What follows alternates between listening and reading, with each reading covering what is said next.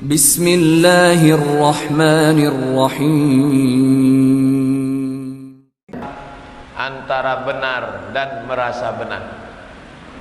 Itu dari Pak Camat langsung itu judulnya.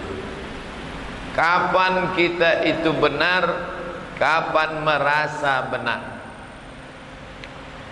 Mereka merasa sudah membunuh Yesus Kristus. Merasa benar. Yang benar itu yang mana?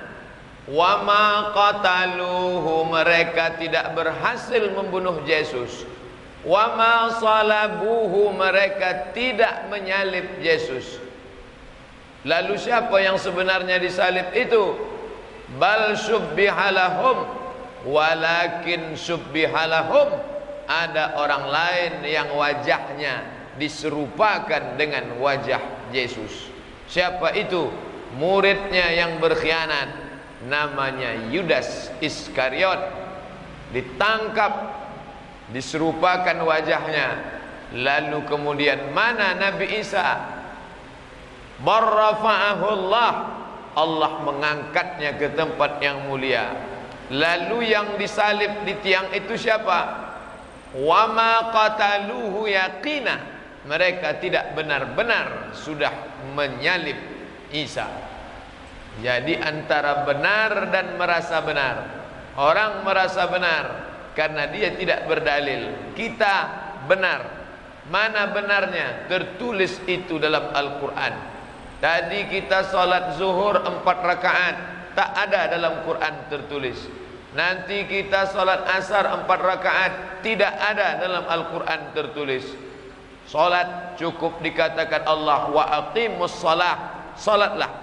Tapi teknisnya berapa rakaat dijelaskan oleh Nabi Muhammad dalam sunnah atau hadis-hadis. Merasa benar dan benar yang tak terbantahkan hanya ada dalam kitab suci Al-Quran, yang sampai hari ini bahasanya tidak dirubah sejak zaman Nabi Muhammad sampai sekarang. Berkumpul orang sedunia ini untuk menunjukkan mana bahasa asli Nabi Isa alaihissalam. Di Indonesia, Injil, Matius, Markus, Lukas, Yohanes, Paulus sudah dirubah bahasa Indonesia. HKBP, Huria Kristen, Batak Protestan, dirubah Injil bahasa Batak. Bahkan sekarang mereka berusaha mau mengkristenkan Minangkabau, dirubah dengan bahasa Minang. Maka mengeceklah Matius kepada Yesus, baaka bawa angkini Matius. Al-Quran dah sampai hari ini, mau orang Melayu, mau orang Batak, mau orang Bugis, mau orang Minangkabau, semuanya bahasa yang dibawa oleh Nabi Muhammad sallallahu alaihi wasallam. Merasa benar dengan benar. Saking banyaknya orang merasa benar, maka orang yang benar itu ragu dengan kebenarannya. Ini judul ini dikasih Pak Camat langsung di tempat. Merasa benar, merasa benar, merasa benar, merasa benar, merasa benar. Saking banyaknya orang merasa benar, orang yang benar itu ragu tentang kebenarannya. Perempuan yang tidak pakai jilbab merasa dia benar, bahkan pandai pula dia membenarkan dirinya karena dia punya pembenaran. Kamu kenapa tak pakai jilbab? Lebih baik tak berjilbab tapi hatinya bersih daripada kamu berjilbab suka ngomongin orang. Yang penting jilbab bukan hatinya. Iya juga ya, kata. Tengok, saya seumur-umur baru ini ceramah judulnya merasa benar dan kebenaran. Terima kasih Pak Camat. Ini nanti saya bawa nih ke Pekanbaru. Dari mana Ustaz dapat judul itu? Di belakang Padang, jauh saya menjemput judulnya. Perempuan yang tak pakai jilbab merasa benar. Kenapa? Saya sudah lama tak pakai jilbab, rezeki saya lancar, anak saya sehat, rumah tangga saya akur. Mana saya benar? Tengok, dia sedang merasa benar. Lalu di mana mau melihat kebenaran? Iqra, baca Al-Quran. La ya'tihil batil, tidak ada kebatilan. Min baini yadayhi, di depannya, wala min khalfihi, di belakangnya. bacalah Al-Quran. Apa kata Allah dalam Al-Quran? Ya ayuhan nabi, hai Muhammad, qul li azwajika, katakan kepada istrimu, wa banatika, anak perempuanmu, wa nisa'il mu'minin, katakan kepada perempuan yang beriman, yudnina alaihinna min jalabibihinna, supaya memanjangkan pakaian kerudung panjang ke bawah. Maka perempuan yang tidak menutup aurat merasa dirinya benar, maka kita mesti menyingkapkan kebatilannya. Ente kamu tidak benar, tapi kamu sedang merasa benar. Rasa ini penting, tapi merasa hebat. Orang hebat mantap, merasa hebat tidak baik. Orang kaya bagus, merasa kaya tidak bagus. Sekarang ini banyak orang merasa saja. Merasa. Orang kalau sudah merasa alim, dia takkan mau baca lagi. Kenapa? Tak ada yang lebih hebat daripada saya di sini. Siapa lagi? Saya. Siapa yang suka menyebut saya, merasa paling hebat? Tidak lain tak bukan iblis, Fir'aun, Qarun. Apa kata iblis? Ana rabbukumul a'la. Saya yang paling hebat, paling tinggi, paling kuasa. Aku adalah Tuhan kamu. Merasa dirinya besar, merasa dirinya benar. Bapak Ibu yang dimuliakan Allah Subhanahu wa taala, laki-laki, perempuan tidak mahram berjalan bersama merasa dirinya benar. Kamu salah nih. Apa yang kami langgar? Dia berdua juga, dia berjalan bersama juga, dia berjalan bersama. Apa salahnya? Ini tak sesuai dengan adat Melayu. Orang Melayu pantang berjalan berdua belum menikah. Itu kan dulu, tak layak lagi zaman sekarang. Merasa dirinya benar. Lalu mana kebenaran yang benar yang tak terbantahkan itu? Dalam hadis Nabi, mulut Muhammad sallallahu alaihi wasallam berkata, apa kata Nabi? La yakhluwanna rajulun ma'amra'atin, tidak boleh laki-laki dengan perempuan berjalan berdua-dua, illa ma'azi mahramin, kecuali dengan mahram. Laki-laki, perempuan tidak ada hubungan keluarga, tak ada hubungan nasab, berjalan bersama, fathalithuhuma syaitan, maka yang ketiganya adalah setan. Kalau saya bicara mungkin benar, bapak bicara mungkin benar, ibu bicara mungkin benar, karena kita masing-masing merasa benar. Tapi kalau sudah Muhammad yang bicara, pasti benar. Kenapa? Wa ma yantiqu anil hawa, dia bicara bukan mengikut hawa nafsu, bicara mengikut akal, bisa betul bisa salah, bicara mengikut perasaan, rasa-rasa, like and dislike. Kalau sudah suka, lawan pun musuh, salah semuanya. Kalau sudah benci, tak ada kebenaran dalam diri orang. Tapi kalau sudah sayang, semua yang dicakapkannya benar. Maka kita tidak disuruh merasa benar. Pandanglah kebenaran itu, karena Allah mengatakannya benar. Pandanglah itu baik, karena Allah mengatakannya baik. Andai sepakat kita di Kepri ini, Kepulauan Riau, provinsi, sepakat mengatakan bahwa membuka jilbab itu boleh, tidak menggugurkan hukum Allah Subhanahu wa taala. Itu bedanya dengan etika, itu bedanya dengan moral. Etika, moral, kesepakatan sekelompok orang.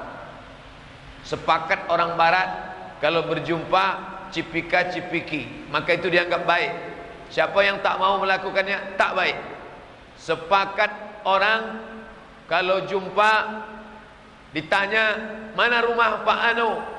Sana, tak sopan, tak boleh menunjuk pakai telunjuk. Lalu yang sopan itu bagaimana? Menunjuk begini. Itu kesepakatan. Datang orang lain menunjuk, dianggap tak sopan. Kesepakatan sekelompok orang. Sepakat orang di Papua bahwa yang sopan itu adalah kalau tidak pakai celana. Maka siapa yang datang ke sana pakai celana panjang dianggap tak sopan karena melanggar kesepakatan. Sedangkan Islam bukan begitu. Mereka merasa benar, merasa bahwa inilah benar, rasa-rasanya benar, tidak benar. Maka sekarang orang sedang kehilangan standar kebenaran. Kenapa benar? Karena dilakukan orang banyak. Kenapa benar? Karena yang membuatnya pejabat. Kenapa benar? Karena dilakukan orang kaya. Dia menjadi benar kalau dilakukan orang kaya. Dia menjadi benar kalau dilakukan pejabat. Dia menjadi benar kalau dilakukan orang banyak. Inilah prinsip kebenaran orang zaman sekarang. Maka apa kata Allah membantah dalam Al-Quran? Wa in tuti' aktsara man fil ardi. Kalau kau ikut orang banyak di atas muka bumi ini, yudilluka an sabilillah. Mereka yang banyak itu hanya menyesatkanmu dari jalan Allah Subhanahu wa taala. Sekarang kalau kita pergi ada acara nikah, apa yang pertama ditengok orang acara nikah? Di pintu akan ada foto prawet, foto-foto sebelum nikah, belum akad, wali belum memegang tangan calon menantu, tapi fotonya macam sudah anak 3, anak 2, pose-posenya. Kalau foto itu tak ada, tamu akan bertanya, mana foto prawetnya? Besok menikah, mana foto prawetnya? Bulan depan ada yang nikah, mana foto prawetnya? Maka foto-foto yang batil itu menjadi benar. Kenapa? Karena dilakukan orang banyak. Walaupun dia salah, merasa benar.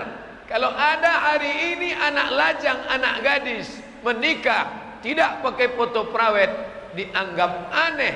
Kalau ada orang tua melarang, ya mak, saya mau nikah, mau foto-foto dulu sebentar ke studio di Batam, boleh? Tak boleh, haram kamu foto berdua dengan tak mahram pegang-pegang. Orang tua aneh, tak layak hidup tahun 2017, jadul, ketinggalan zaman, merasa benar. Kalau ada anak lajang sekarang tidak punya pacar, malam minggu, malam ahad di rumah saja. Kamu kenapa tak pergi? Tak ada pacar. Hari gini tak punya pacar. Apa kata dunia? Aneh, merasa benar. Maka Islam mengajarkan kita, kamu harus berprinsip dalam hidup. Jangan merasa benar, tapi peganglah dia sebagai sebuah kebenaran. Sampai mati kau tidak akan tanggalkan, tak akan lepaskan dia. Kita alhamdulillah di belakang Padang masih ada tempat berpegang. Ada Pak Camat, ada Pak Kapolsek, ada Pak Ketua LAM, ada Pak Kua. Bisa tempat bertanya, ditinggikan seranting, didulukan selangkah, batangnya tempat bersandar, daunnya tempat bernaung, akarnya tempat bersila. Kalau tak paham boleh bertanya. Tapi kawan-kawan kita yang ada di DKI Jakarta bingung. Tanya sebelah, kau pilih siapa? Ahok. Kau pilih siapa? Ahok. Kau pilih siapa? Ahok. Kau pilih siapa? Orang Islam. Untuk apa milih orang Islam kalau korupsi? Lebih baik milih orang kafir tapi jujur. Error. Merasa benar.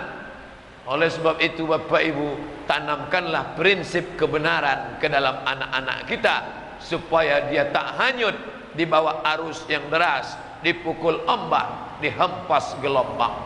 Hari ini kalau ada orang tua melarang anak gadisnya, anak lajangnya berdua-duaan, dianggap orang tua yang aneh. Hari ini kalau ada anak muda tidak mau pacaran, dianggap anak muda yang aneh. Itu sudah punya calon? Enggak. Jangan-jangan homo dia itu. Aneh. Makanya betul kata Nabi, bada al-islamu gharibun. Islam ini pertama kali datang aneh.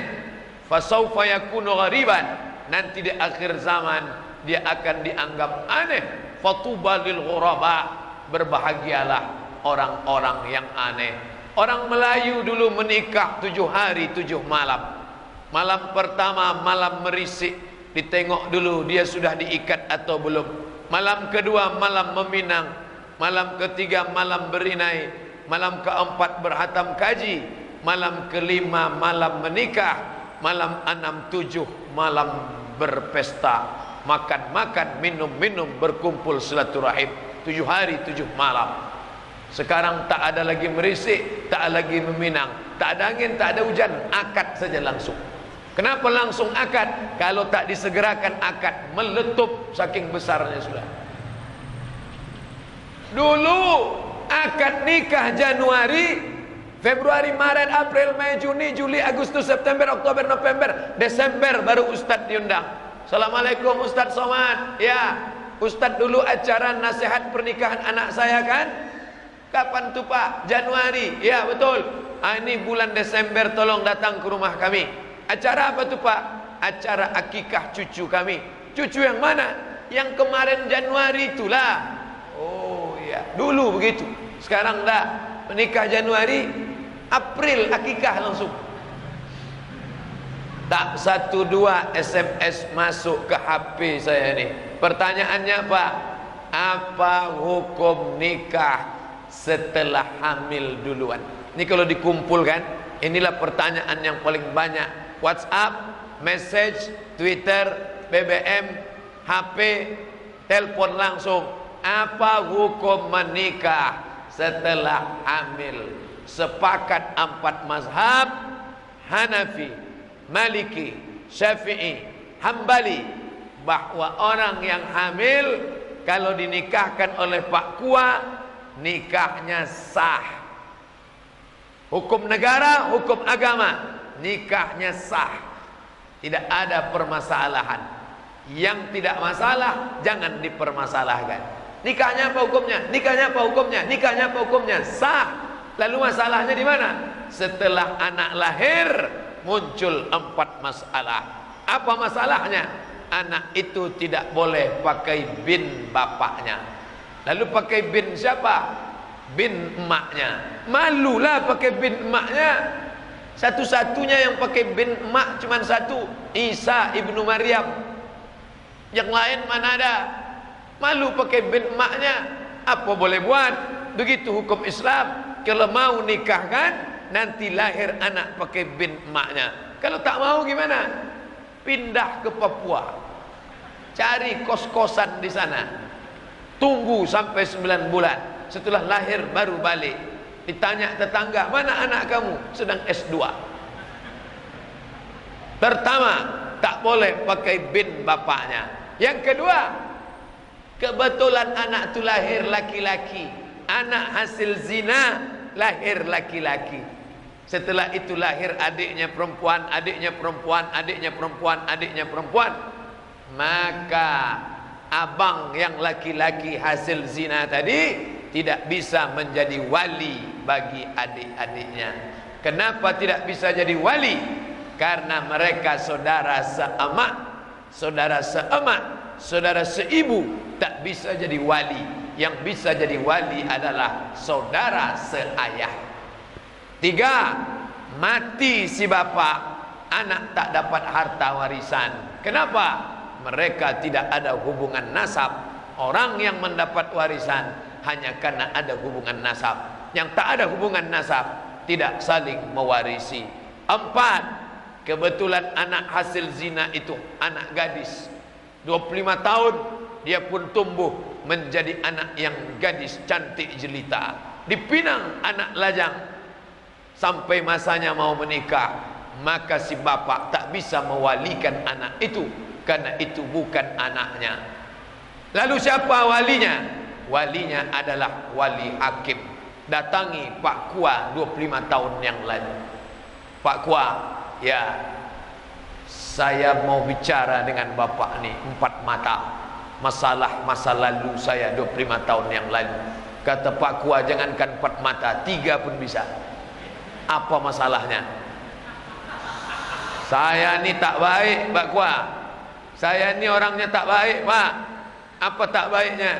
Sekarang saya baru baik. Dulu saya ni setan. Kata Pak Kua, memang nampak saya masih ada bibit-bibitnya lagi. Jujur, maka perempuan itu yang mewalikannya adalah wali hakim.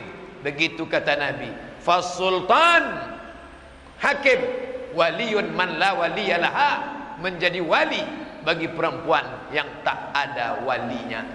Itu kan ayah dia. Rambutnya sudah diambil, darahnya sudah diambil, air liurnya diambil. Rambut, darah, air liur bawa ke Singapura. Dekat dari sini. Tes DNA. Tes. Setelah tes positif, ini anak Anda. Tunjukkan. Ini anak saya, Pak Ustaz. Siapa yang bilang itu anak kamu? Nih Lee Kuan Yew yang bilang. Tak laku, Mas Bro. Dalam Islam DNA tak laku. Lalu yang laku itu apa? Akad. Salah saya apa? Udah dijelaskan tak juga tahu dia salahnya. Apa salah saya? Mau tahu kamu apa salah kamu? Apa? Kamu mencoblos sebelum hari H. Itu salah kamu. Baru kamu tahu. Maka jagalah anak-anak gadis kita. Tak selamat kita dari azab Allah Subhanahu wa taala. Selangkah lagi kita mau masuk surga. Setan menggoda, iblis mencari kawan, ditariknya kaki kita oleh anak gadis yang tak dididik, tak dapat tunjuk ajar. Datuk Tenas Effendi dari Kerajaan Melayu Pelalawan menulis buku Tunjuk Ajar Melayu. Apa maknanya? Tangan menunjuk, mulut mengajar. Kenapa tak pakai baju kurung? Kenapa tak berjilbab panjang? Kenapa tak balik petang? Kenapa keluar sama laki tak mahram? Sama siapa? Pulang jam berapa? Duit kemana saja dipakai? Perempuan mesti menunjuk ajar. Tangan menunjuk, mulut mengajar. Begitu perempuan berhenti menunjuk dan mengajar, kiamat sudah terjadi di rumah tangga. Kenapa Ustaz sebut perempuan? Karena ibulah yang paling lama mendidik anak-anak. Adapun suami mencari nafkah, pergi pagi pulang petang, peras keringat banting tulang, tunggang langgang lintang pukang. Bapak Ibu yang dimuliakan Allah Subhanahu wa taala.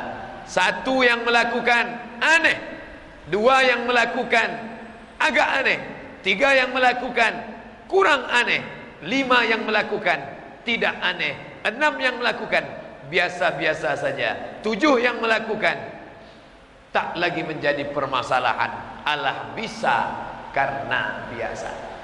Jangan sampai kita merasa benar. Orang yang menikahkan anak telah hamil merasa benar, padahal dia tidak benar. Kalau hidup dia zaman Abu Bakar Siddiq, apa yang akan dilakukan Nabi dan Abu Bakar? Azaniyatu, pezina perempuan, wazani, pezina laki-laki, fajlidu kulla wahidin minhuma mi'ata jaldah. Cambuk 100 kali cambuk. Tak ada cambuk pecut untuk memukul kuda, tak ada. Ambil batang korma, pelepah korma, pukulkan ke belakang. Tak ada pelepah korma, pelepah kelapa, pelepah sawit. Tak juga ada tiang kapal itu pukulkan ke belakang. Berapa kali? Kalau belum menikah 100 kali. Kalau sudah menikah, bini orang, laki orang, berzina juga, apa hukumannya? Asy-syaikhu wasy-syaikhatu, laki-laki yang sudah menikah, perempuan yang sudah punya suami, tetap juga berzina. Tanam setengah badan dalam tanah, lempar batu sampai mati, tak ada ampun. Kenapa ditanam setengah badan? Karena kalau tak ditanam lari dia. Maka tanam sampai sepinggang, ambil batu, lempar sampai mati. Begitu hukum Islam. Nanti kalau bapak ibu mau melaksanakan di sini, gali tanah, masukkan dia, lempar batu sampai mati. Tapi kalau Pak Kapolsek menangkap, saya tak tanggung jawab. Saya hanya menyampaikan hukum Islam. Ini negara Pancasila, tidak diterapkan hukum Islam. Orang yang berzina bukan dilempar batu, orang berzina bukan dilempar cambuk. Orang yang berzina apa hukumannya? Dinikahkan. Bapak Ibu yang dimuliakan Allah Subhanahu wa taala, hukum Allah tidak ditegakkan, kita sendirilah introspeksi diri.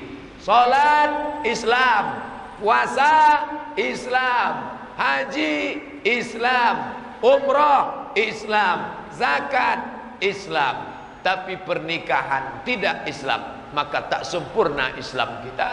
Ya ayyuhalladzina amanu, hai orang beriman, udkhulu fis silmi, masuklah kamu ke dalam Islam kafah, secara total, jangan sepotong-sepotong. Download tak bisa sepotong. Kalau gagal download Anda 95%, hangus semuanya. Selesaikan ceritanya dari A sampai Z. Allahu Akbar, solat Islam, tak makan tak minum, puasa Islam, keluarkan zakat mal Islam, ada duit pergi haji umrah Islam. 4, syahadat tiap hari, asyhadu an la ilaha illallah wa asyhadu anna muhammadar rasulullah. Kita benar di hadapan Allah, kita benar di hadapan manusia, tidak merasa benar, tapi memang kita sebenar-benar. Saya mulai ceramah tadi jam 2, sekarang setengah 3, untuk menjelaskan benar dan merasa benar setengah jam. Lalu kelanjutannya apa? Selanjutnya adalah kapan kita tahu bahwa diri kita itu benar. Merasa waras tak sama dengan orang waras. Di mana orang merasa waras? Di rumah sakit jiwa. Di rumah sakit jiwa itu semua merasa waras. Apa buktinya? Nanti kalau bapak mau coba, ibu mau tes, balik dari sini, singgah ke rumah sakit jiwa, masuklah ke dalam. Ustadz pernah nyoba, sudah. Masuk ke rumah sakit jiwa, jumpa pertama orang gila. Dia nanya kita, apa kata dia? Bapak gila ya?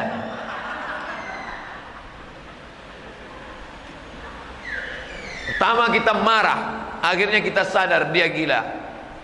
Kita masuk ke dalam. Di dalamnya di Pekanbaru ada lapangan tenis. Jumpa lagi orang gila. Jumpa dia, nengok kita. Apa kata dia? Bapak gila ya? Sudah 2 orang mengatakan aku gila. Naik ke lantai 1, mau jumpa dokter, psikiater. Jumpa lagi orang gila di tangga. Apa kata dia? Bapak gila ya? Sudah 3 orang nyebut kita gila. Lama-lama kita ragu, siapa yang sebetulnya gila nih? Aku apa dia? Tengok, maka zaman sekarang saking banyaknya orang gila, orang waras itu ragu tentang kewarasannya. Yakinkanlah bahwa kita waras, sehingga 1000 orang mengatakan kita gila. Aku tidak gila. Ibu punya kucing, kucingnya cantik dari Turki, kucing Anggora namanya. Ibu ikat pakai tali, bawa ke pasar. Datang orang menengok. Apa kata orang? Cantik anjingnya ya. Kucing ini, bukan anjing.